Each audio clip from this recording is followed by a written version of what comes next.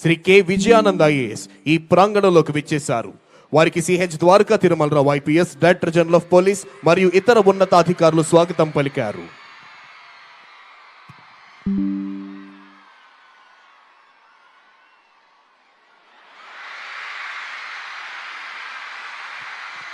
గౌరవనీయులైన ఆంధ్రప్రదేశ్ రాష్ట్ర ఉప ముఖ్యమంత్రి వర్యులు శ్రీ కొణిదెల పవన్ కళ్యాణ్ గారు ఈ ప్రాంగణంలోకి విచ్చేశారు.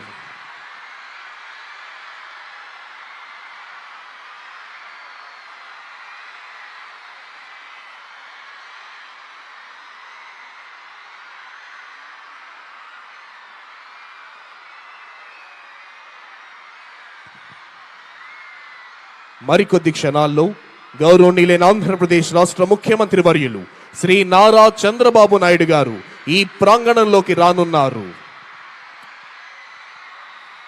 Within a short while, Honorable Chief Minister of Andhra Pradesh, Sri Nara Chandrababu Naidu Garu, will arrive at this premises.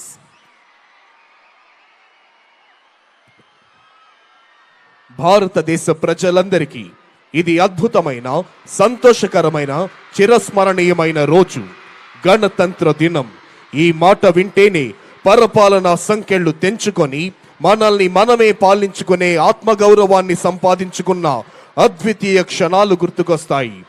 Kashmir మొదలుకొని కన్యాకుమారి వరకు యావత్ భారతీయుల గుండెల్లో సంపూర్ణమైన దేశభక్తిని నింపి, భారతగడ్డ నలు చెరుగుల అభివృద్ధి ఫలాల్ని వంపి, దేశ కీర్తి ప్రతిష్టలను హిమోత్తుంగ శిఖరాగ్రంపై నిలిపి, ప్రపంచమంతా భారత మాతకు జేజేలు పలికేలా చేయాలన్న దీక్ష, కసి, పట్టుదల నర నరాల్లో ఉప్పొంగుతూ మనందరినీ కంకణబద్ధుల్ని చేస్తాయి.